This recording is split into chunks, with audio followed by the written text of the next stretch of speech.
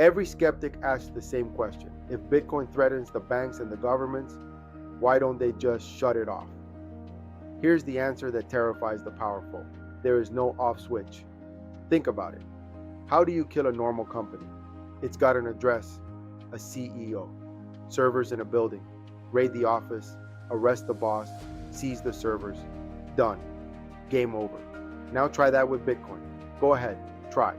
No office, no CEO, no headquarters.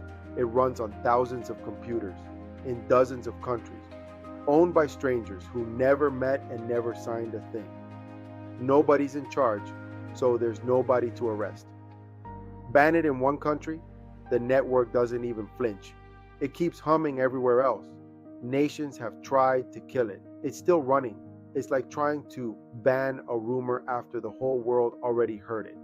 And here's the truth that hits deep. Bitcoin isn't a company. It's not even a product. It's an idea, rules and open code that anyone, anywhere can run. You cannot uninvent an idea.